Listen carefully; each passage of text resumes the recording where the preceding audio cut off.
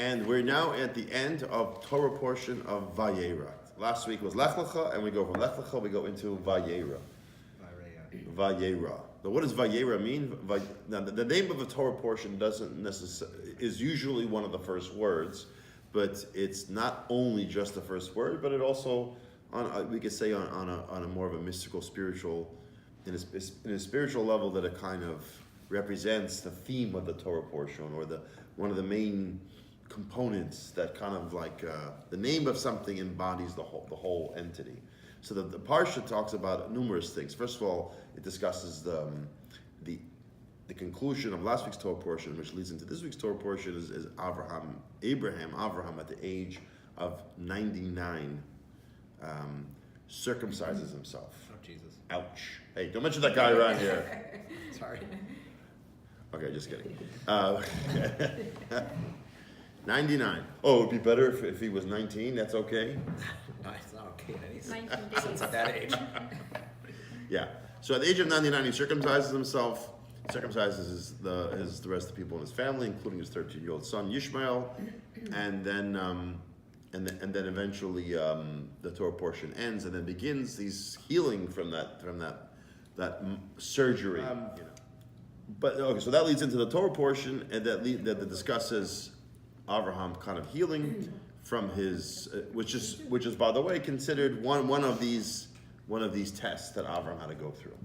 So on last week's Torah portion and this week's Torah portion, it's like all these different stories of what we consider the first Jew and what he went through from the beginning of his relationship with God, or at least the way that God reveals it in the Torah, up until the end of the Torah portion, which discusses his wife at the age of 90 gives birth to a son, Yitzchak, but at the age of 30, when he is 35, 45 years later after he is born, Avraham is given his final and 10th test to offer up his son at the Temple Mount, which would later on become the Temple Mount, at the most holiest spot on the earth, and he's asked there to offer him as a sacrifice. This was, however, just a test, and at the end of the story, he finds out that God did not want him to offer up his son, and instead he offers up a ram instead, and the horn of that ram becomes the first shofar, and we actually, therefore, one of the reasons on Rosh Hashanah, we read that story on the second day of Rosh Hashanah, because it's referring to that shofar that we blow on Rosh Hashanah. Okay, the printer seemed to have broken down in the middle of their printing, so we have two different copies. We're going to go through right now these 10 tests, and we want to understand the spiritual meaning of these 10 tests. Okay, we're going to give you. You guys are just going to tell me what it says on here. Yeah, we got this. Okay, now there's a famous idea that Abraham was tested 10 times. Went through 10 specific tests, right? We did this last year. Yeah. And there's 10 different things he had to go through that were considered what we call tests. And in Hebrew, the word is a nisayon. You often will hear that word. This is just a nisayon. This is what's considered a nisayon. A life test. Like we all go through things in life that when we're being tested, when we're being just turned, and you feel like we're being a bit like, what's that word? Wrung out. Squeezed, wrung out. Really, just brought down, and there are, God forbid, times when it's even really difficult, really hard. These stories of Abraham all are about particularly 10 different tests. That number 10, as we see, is often brought in Torah, a very special number. What else do we have that's 10 in the Torah? Richard, what do you think? Even I know that. Okay, what else? 10 Commandments, that's right. I don't know how many plagues of Egypt were there. Oh, there we go. How many plagues? I don't know, 10 I guess. Yes, there were 10 plagues. Okay, good. There's one more famous thing that's 10. 10 statements God used to create the world. And the 10 Sefirot you're referring to. Well, however, in the study of Jewish Kabbalah, mysticism, this is one of the commonly studied and discussed concepts is what's called the 10 Sefirot. And it's very beneficial to really understand these 10 Sefirot, because it's our way of understanding how God, an infinite reality, kind of reduced his light and his energy in a way that we can comprehend. And he went like 10 levels down, so to speak, till he got to the bottom level. And this process is referred to as Seder Hishtalshalut, which is the order of evolution. This is where evolution begins from. Evolution starts from very esoteric or very mystical, very infinite, till it comes down to something which is something very concrete. And that process is like in everything. And a human being is made up of these 10 energies called 10 sefirot. And we're going to see how these actually 10 sefirot correspond to the 10 tests of Abraham. And we're going to see how each one kind of like goes through another level of sefirot. So I listed again, I didn't go to the description on this page here. We have here the beginning of the 10 sefirot. As I mentioned earlier, what are sefirot? Sefirot in Hebrew means an emanation of light, a revelation of light. So so there is, let's say we start out, there's God, and then we have like a human being, the creation of a human being. And they're somehow connected through these 10 sefirot. And a lot of what we do, a lot of what the mitzvahs are about, are connections between these sefirot. And a lot of the Torah learning that we do is all about different ways of these lights, different energies, kind of like how they are manipulated and combined to create things, different realities through these 10, you call them the general energies, or the 10 things that make up all of creation.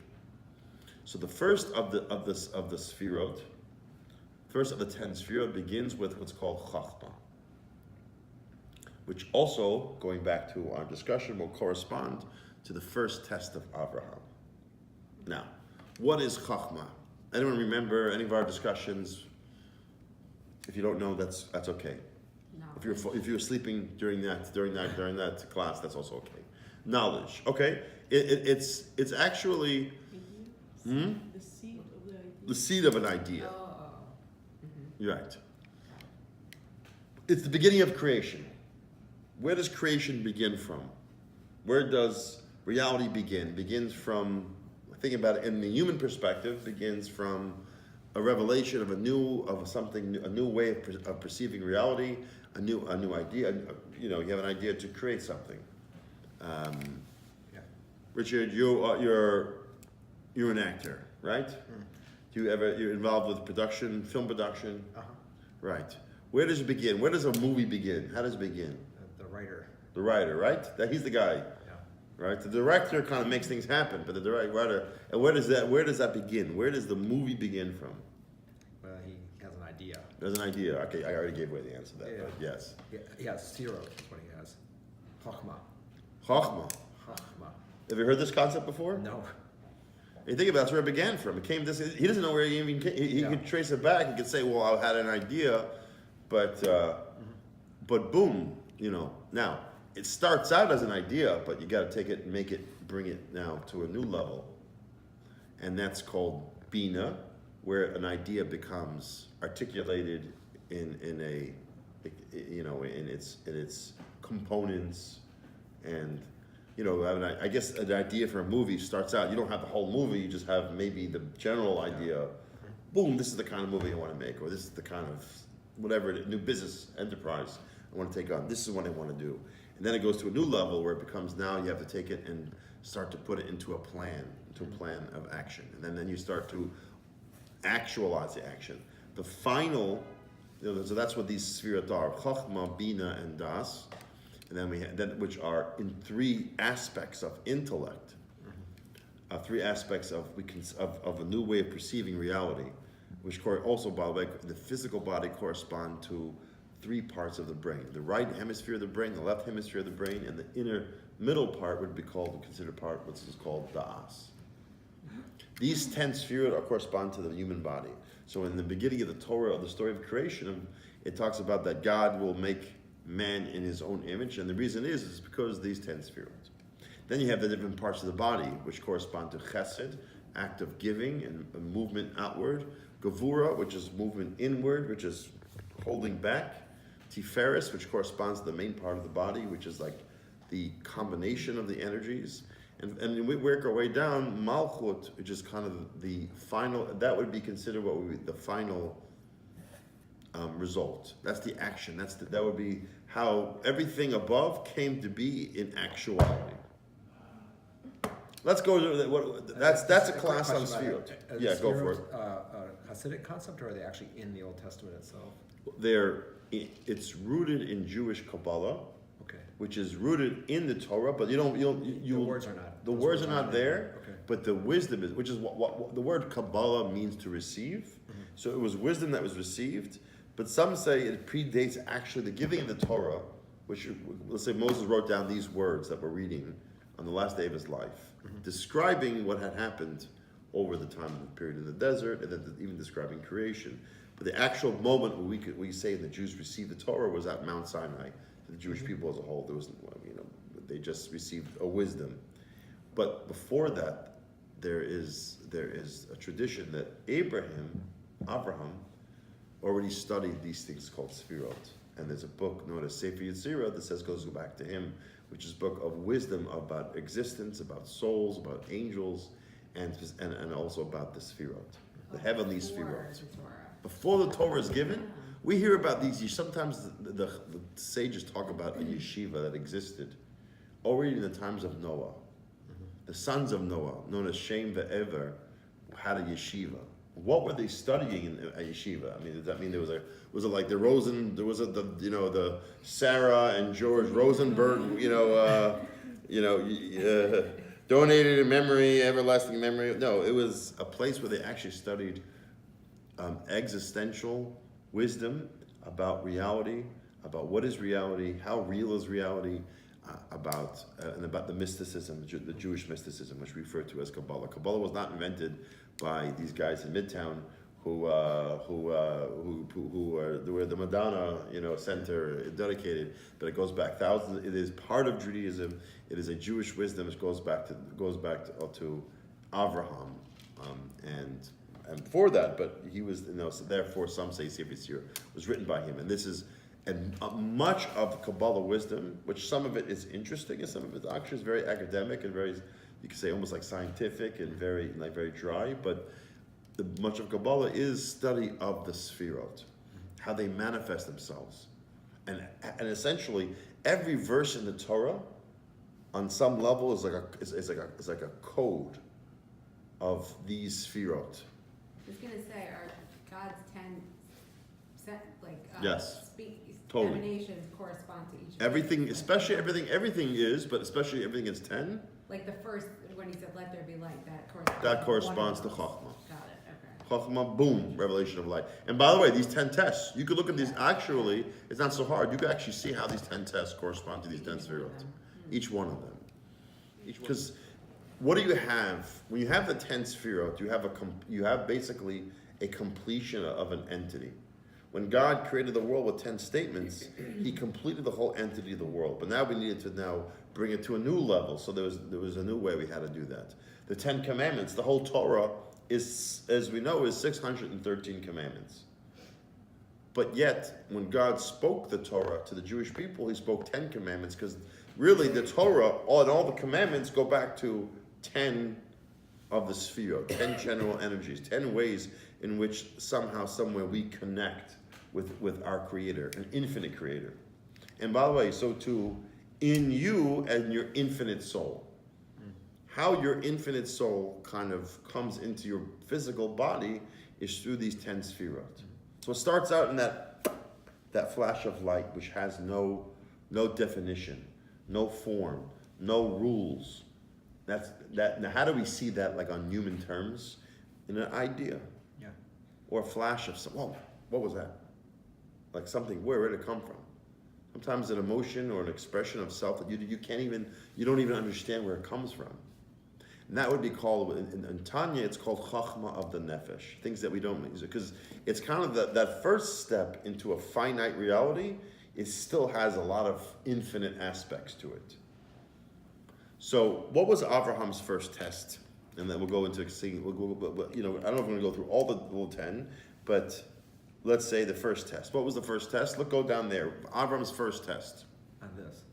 Go ahead, Richard, you're in charge now. I'm always picking on Danielle. Really? Now you're here, you're the new guy. Good thing you're- Now it's time to start picking on It you. says We're going to ask you to he read. was thrown into a fiery furnace. Okay. Now, is that in the Bible? The Old That is Testament? actually not in, you know what? Good for pointing that out. I Not in don't the remember Bible. that. Oh, okay. Right. But it's definitely known as part of the stories of Abraham. The story we read last week, which you and I began our journey together, was Lech Lecha. Lech Lecha was Abraham was already age of 75. Decides that's it. I'm going to go. Well, God tells him, leave, go forth from your land and move forward. That was test number 3, as we're going to see on there. Yeah. Test number 1 was that actually number 2 or 3? God tells him to leave his homeland to be a stranger in the land. That's of Canaan 2? Is 2. Take that back. Okay, fine. The reason why I said that is because as actually, okay, I'm not actually necessarily wrong. Everyone agrees that there were 10 tests of Abraham, and everyone agrees the final test was the Akedah. However, according to the Rambam, the Ramban, and Rashi, and other different commentaries, they have a different order or say which one. There's different opinions But as which were the 10? which were the 10. Okay, so you know how Jews are. We got to argue about something. Yeah. We can't all agree about everything. So we all agree there were 10 tests. And we all agree that the last test was the Akedah. However, we know in the test number 2. So in here, okay, in the version I put down over here, that was test number 2. Some say that was actually test number 3. But test number 1 was when the following thing happened. Abraham began to discover God and the belief in monotheism. The belief in one God runs the world, one's reality created the world, is the all-powerful, is in charge. Okay. Everyone else at that time believed in deities and created objects that somehow had powers over the world and the universe, including idols. And there was a point in Abraham's life where he made it very clear in public about his belief in God, and he went out and tried to get people to declare God as he tried to he became what you could call a Chabad. He opened up his first, they call the first Chabad house. Uh-huh. So there is an opinion that says that in Abraham's tent there was a picture of the Rebbe up in the tent. Yeah. Okay, but not just the Chabad opinion. Yeah. Some people come here, they don't know who the Rebbe is. They say, "Is that your grandfather?" You know. But so he was asked by in the story was that basically he was tested, as many people over the years were tested, that he was told that either he denounce his religion or denounce his belief or die, essentially. And he chose to die. He says he just could. I mean, because you could say, well, just whatever, just for a few minutes, just pretend. Yeah. Or just for a few minutes, just put on an act. But Abraham, in his gut of his, and by the way, he was not commanded by God to do that. This is going to be one of the questions we're going to have on the 10th test, because he was commanded by God. This was not commanded by God, but he refused. In his mind, he could not portray to the world a lie. He could not lie to the world. He had to go out and say, no. If I die, I die, but I cannot, publicly acknowledge that an idol is God. And he couldn't do it. He just couldn't do it. And as a result, he led to his death. He led into a fire or an oven of some kind, and God made a miracle, and he didn't die. So it was a test. At the time, he thought he wasn't planning. Okay, God, make a miracle, No, he was ready to die. So that was test number 1. See that it's without going too deeply into the idea of how Chachma relates to, besides being an intellectual faculty, it is kind of the seed of the soul. It's kind of the seed of the Jewish personality, of our inner conviction of who we are, that need to remain attached to our Jewish roots. That somehow, on some level, there's a part of us that cannot and will not give up our connection to God, even if it means death, because death of the body is only temporary, but death of the soul is forever. So that is related to what's called the Chochmah of the Nefesh. So that's Abraham's first test. So each test actually gets, you could say, to a certain degree, gets harder and harder. The following test has to leave, meaning dying for God, yeah, okay, that's so hard. People do it. You know, sometimes you find people die for God. Sometimes it happens. They're a little bit wacky people sometimes who die for God, but it happens. But to leave the place where you were raised and to give up, as we mentioned last week, give up all of your emotional connections and your intellectual connections and to kind of like let go of the ego, that's even harder. And then what's the third test, Danielle? We're gonna start picking on you again. Immediately after his arrival in the promised land, he encounters a famine. Okay, check this one out. You want to talk about this being a test? You can maybe relate this in your own life. God commands you to leave your place, okay? And go to a land in which I will show you. And by the way, I'm also guaranteeing it's going to be good for you, right? Yeah. He does it. He goes. Second he gets there, what happens? Famine. Yeah. You have to leave the land that I just brought you to because now there's no food there and you have to go somewhere else. That's a test. Because here it's one thing if there was a famine just happened to break out in the land you're living. But when God tells you to go somewhere and it gets worse, you would think at that point, Avram would say, screw that. You know, that's it. I did what you told me to, and how dare you do this to me?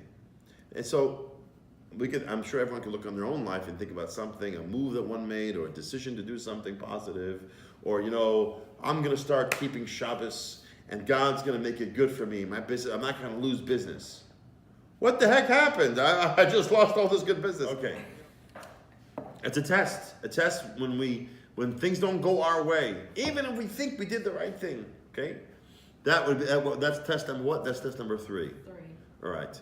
That is 3 corresponds to Da'as, and Da'as is about connecting what we know to who we are on an emotional level, and that takes a deeper level of like be able to like things don't work the way we want to go in our minds, the way we want it to go. That's another test. Once again, they're all tests. You can call it test of faith, or, you know, and trying to really move forward. Then he had to go through what's the next test that's on there?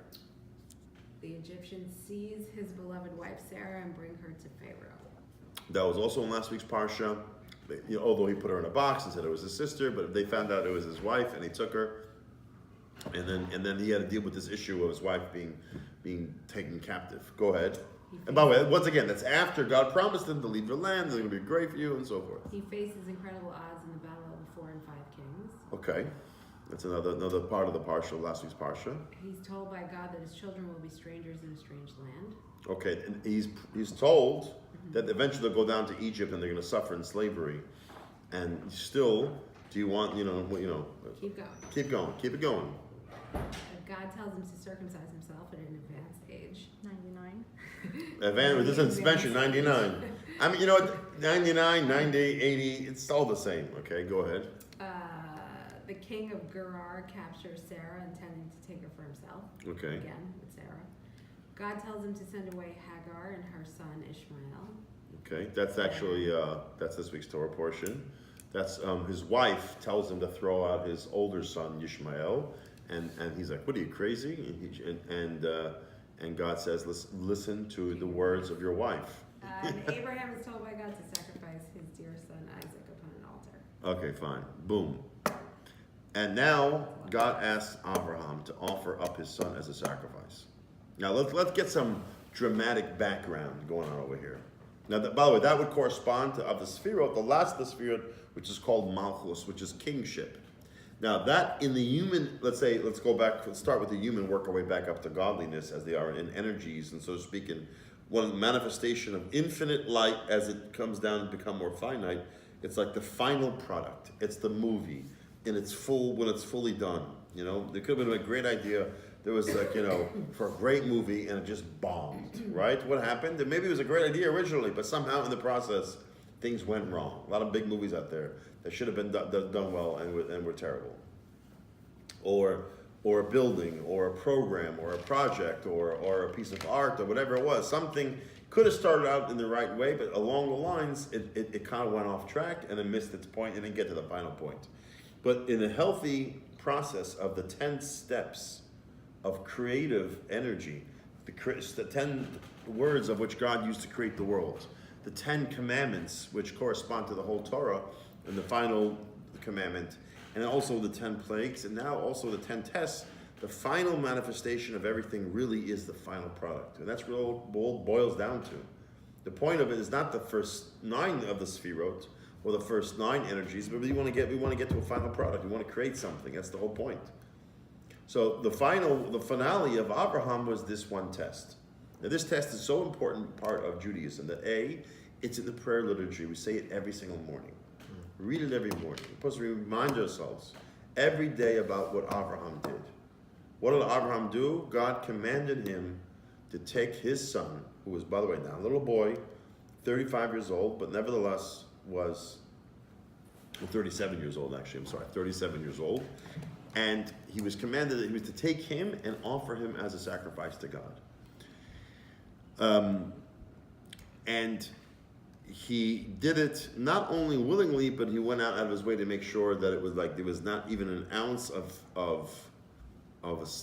him holding back in any way. And on the way, according to what our sages say, God made it hard for him.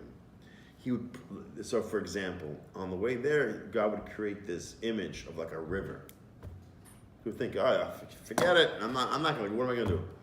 I'm gonna go take this river. Forget it, let's go back. Sorry, didn't work out. You know, sometimes there's certain mitzvahs that God wants me to do.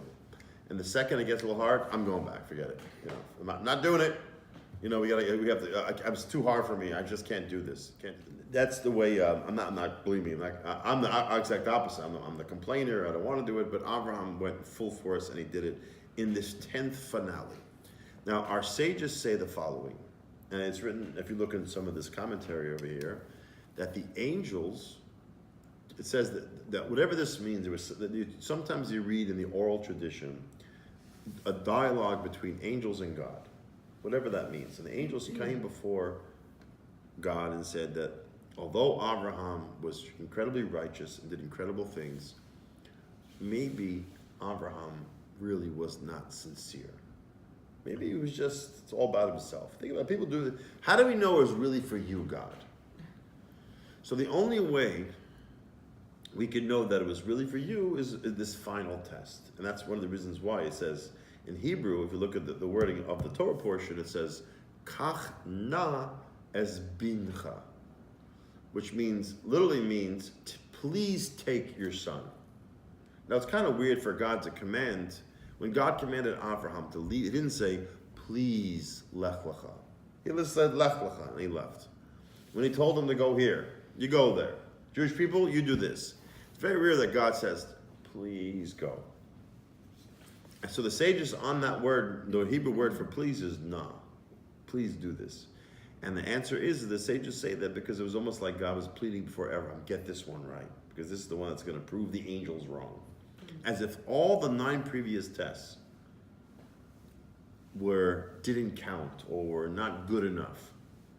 And you could say, well, maybe this one was the biggest one. Maybe it was the hardest thing to think about taking your son's life. But why? How should it be that the other ones were considered as if they were nothing without this test? That's question number 1 we have here, Richard, when you think about that. Secondly, some of this test, God commanded him to do it. The other tests, some of those things he just didn't, like for example, when he was willing to die and willing to give up his own life, which you could say, okay, it's easy to give up your own life, to give your kid's life, whatever. But still, God didn't command him to do that. This one was commanded by God. So, going back to these 10 levels, and Malchus being the 10th level, and the final test being the main test, and the one that's a so important part of Judaism. And this story is one of the most important stories we read in the whole 5 books of Moses. And it's continuously studied and thought about and discussed, and modern day people discussing what was going on in Abraham's mind, and why is this story so foundational in our Jewish religion. I mean, it seemingly has a very almost negative, you could say a very, we don't necessarily go out and endorse human sacrifice, And we don't. It's not something we try to exact opposite, giving life, doing positivity, loving acts of loving and kindness. This story is about, go out and kill your son.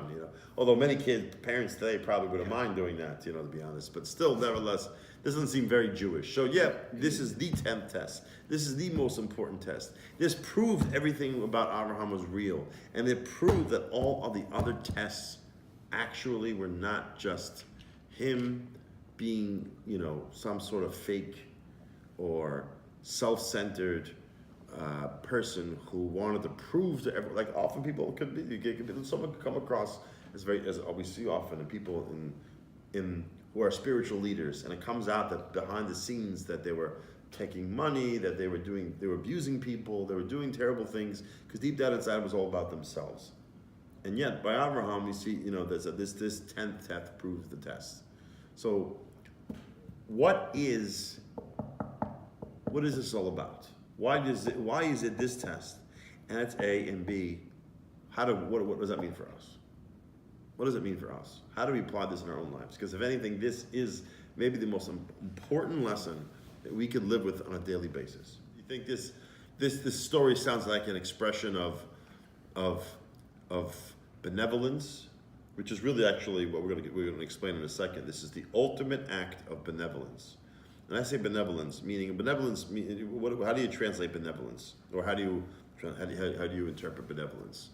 Someone who does an act of kindness, purely for the sake of the kindness itself. And it's very hard to do that, because we always get something out of it. It makes us feel good, on some level. Sometimes we're in life, we're asked to do something or act in a certain way, and it's hard for us to see how it benefits me or how it makes me feel better. And that's harder to do. Somehow this is meant to be the highest act of benevolence, even though it seems like the exact opposite. It seems like a violent crime of hurting, bringing pain to someone else, let alone your own son. The way that Abraham communicated with God was different than the way that Moshe communicated with God. It was not on the same level. Meaning the prophecy, which means the dialogue that Moshe had with God, was much more clearer to Moshe. It says that there was no prophet like Moshe ever to be. Right. What he saw from God, no one saw from God. So Abraham didn't have the level that Moshe had. Abraham didn't know what Moshe had, but still, I guess he had some way of knowing when God was communicating with him, and we must conclude that it was clear to him that God was communicating. But even when God communicates to you, which we can say on some level, maybe certain things are clear to us, but yet we still see that people will do the opposite anyway, because we have opposing voices. So even if God did communicate to him, there's still what to say about an opposing voice that tells you not to, especially when something is hard and difficult and challenging and goes against the very nature of who you are. For a second, there's an important word which I'm going to teach you guys. A lot of people know this word, even in the Jewish world. There's two words, and the word is called Massara Nefesh.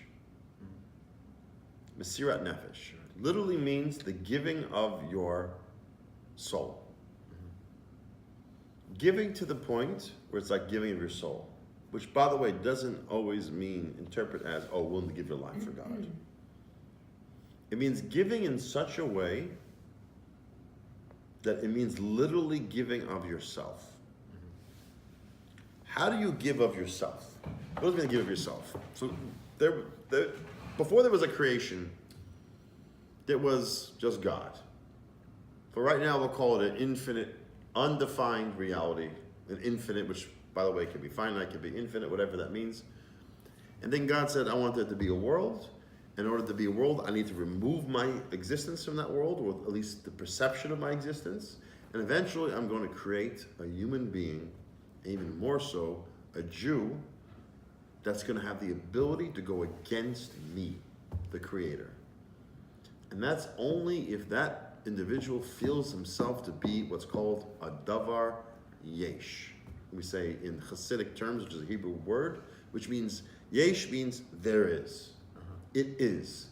It means, some people call it ego, but it's not just ego. It really means that the perception of myself as a separate entity into this world, even though an entity that serves God. But there is a pleasure that we have in feeling ourselves. And the scariest feeling that a person has is losing your sense of self. Oh yeah. Whether you call that death, you can call that the lack of acknowledgement for who you are, for people putting you down for who you are. It's like, what's in it for me? What do I get out of it? Nothing? Well, then what do I want to do that for? Yeah. What does my yesh get out of that? Think of it. Every human being wants the acknowledgement. It's human nature to want to be a yesh, to want to have the sense of that feeling of self, even in a good way. And then we're not saying it's evil, but it can become evil when you become, there's a point where there's what you call a healthy yesh, and then there's then you have someone who's so self-centered, so egotistical, they become, what's the word I'm looking for? A narcissist. A narcissist is a yesh, yesh 10 times over. But nevertheless, what is it? And going back to the original word, Massara Nefesh means giving up of that yesh. Giving up the yesh. And there's two ways we give up the yesh. When you experience discomfort in a moment, and there's a way we just totally let it go. One is called a bittul a yesh, and one's called bittul hametzias in Hasidic terminology, which means either you nullify yourself temporarily and you go through pain just for that person to be able to be, for whatever, temporarily, or you just let it go completely. Which is giving up the animal, the ultimate animal within ourselves. It's the ultimate sacrifice. You give up the animal and you go through pain temporarily. Correct. So if but the hopes that eventually I'll get back, myself. But there's the ultimate one where you just that's it, done, finished. I get nothing. But on some level that's the truth of reality. Mm-hmm. So the concept is called Massara Nefesh, giving up completely, putting aside something that it's so illogical. But that could be even harder sometimes than giving up something physical. And that is really how a person's able to almost like go above themselves. When you give up yourself, you can go above yourself, so to speak. You can transcend your existence by letting go of your need to exist. And you think about at any point in life that when we need to grow from one place to another place, there's some stage in between of where you just let go, and it's painful for that moment. And then later on, you look back and say, "Well, thank God I did that." You look back to the point in life you made a decision that was a good decision, and it was painful in that moment, whether it was entering into a place that you didn't want to go to, but you did it anyway, or you took on a project that you think you couldn't handle, but you did it anyway, or if it was going through, to be able to, let's say you have a fear of flying, and you have to get through that, you have to get over that. You have to experience pain in that moment, and eventually, maybe after 10 times. But whatever it is in life, you think about it, a fear of commitment, right? Because that's much harder than the tunnel thing. You know what, for many people, it's it. The thought of having, wait a minute, you mean to say that I have to be stuck with this person for every day of my entire life? Screw that, I'm not doing it. That's why it's harder the older you are, the harder it is to get married. When you're younger, okay, it's fine, I'm fine with it, because you're dumb when you're young. When you get older, you're smart, and it's hard to get over. It takes a lot of, you have to let go. You think about all those things in life that really we need to do. A person who's angry by nature has a temperament of anger, and has to overcome that need to like let out my fire inside to tell that individual that how I feel and what they did, and no, stop. That's the first level. The second level is actually caring for that person. That's called bittul hametzias. So once again, the word is Massara Nefesh. Massara Nefesh means when you're really able to let. Now, for certain people, it means giving up their lives. throughout Jewish history, you find countless stories of people who gave up their lives, but they weren't believers. So people who give up their lives, but they believe in something, doesn't necessarily mean that they gave up something. Could be that they just were willing to go through pain and suffering to gain something else. But to be able to go through something that's really difficult and not without expecting anything back, just because that is why it needs to get done, that's called Massara Nefesh. So going back to the story of Avraham. Massara with a B or Massara Nefesh. So going back to the story of Avraham, as you mentioned earlier, God says, you know what? This idea you came up with about belief in one God and monotheism and teaching the world not to believe in idols and teaching the world that God runs the world, that's great. And clearly your son Yishmael is not going to be the guy who's going to be the one to transmit your belief system to the world. It's going to be Yitzchak, and I'm going to make him a great nation. I'm going to make his descendants be the ones who's going to bring to the world, which you see physically did happen. Oh, by the way, that guy I just told you about 2 days ago, offer him as a sacrifice. Forget this religion. Forget what you believe in. Do the exact opposite. Whoa. What kind of God is that? It's what he's asking. God was asking him to give up his beliefs in God.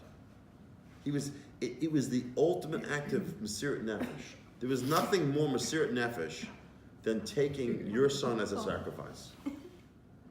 To give to where it hurts. That is so. This test proved that really, Avram, when he all the other things that he did it was real, because it was a real act of actually giving, even though we don't want to give.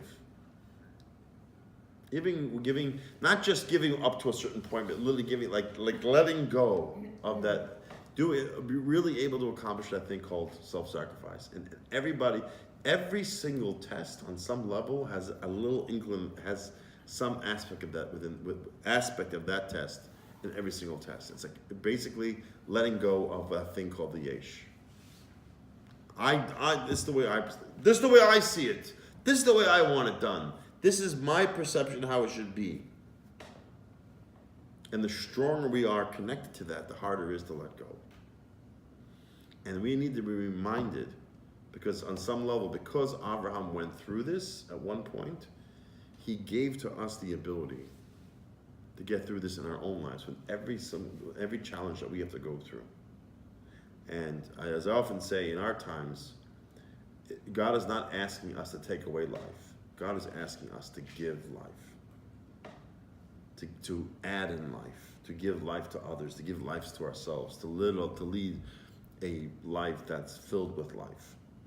Think about it. There's so much today. We have so much negativity inside of us today, so much doubt, so much sense of hopelessness. It's much harder today that when kids, let's say, are disrespectful, who are having problems, and they're going through pain and difficulty. And it doesn't mean to say you have to let them disrespect you, whatever it is, but you still have to somehow be a parent and be the adult and not take things personally. That goes not just with children, but other people in your life, people in your workplace, people, trying to really let go of that need to feel noticed, loved, appreciated, and put that aside and maybe experience something if that situation calls for it. Not every situation calls for it, but the situation calls for it, especially in a family, especially in a marriage.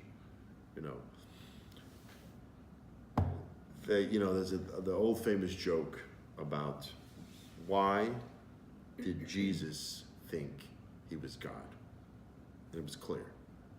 He had a Jewish mother. Yeah. Jewish mothers make their sons think they're God.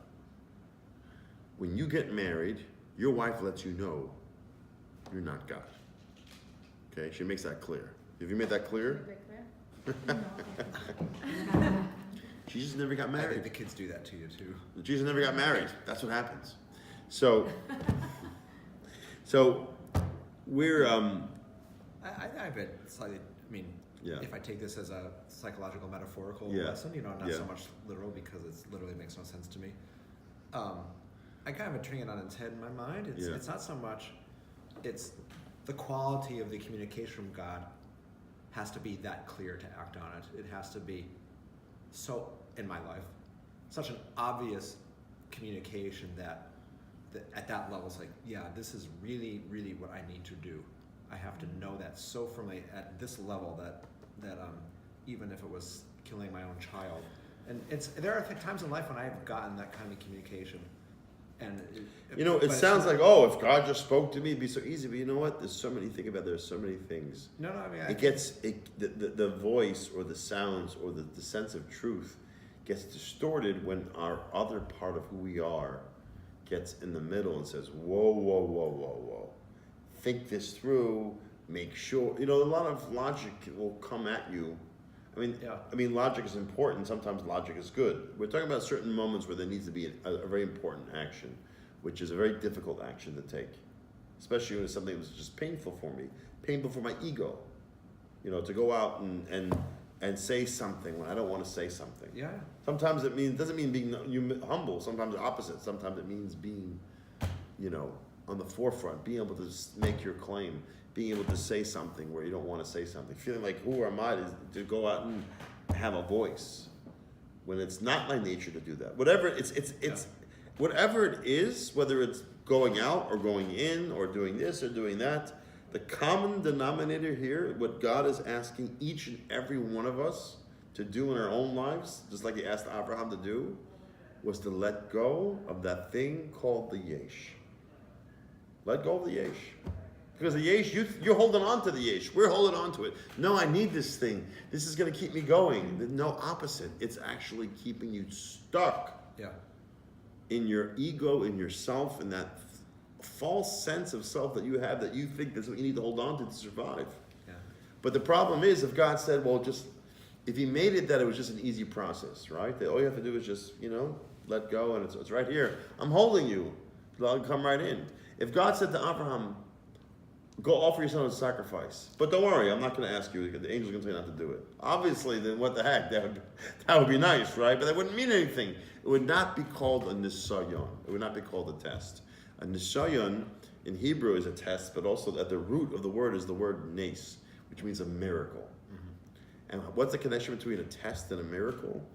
So there's different answers given to that. But I think the nicest answer is that it's like the miracle, like the story of Hanukkah, like, that miraculous energy that came out in the story of Hanukkah, is that there's a part of you that's miraculous, but you never let it out because it's very rare that you get a chance to really push yourself.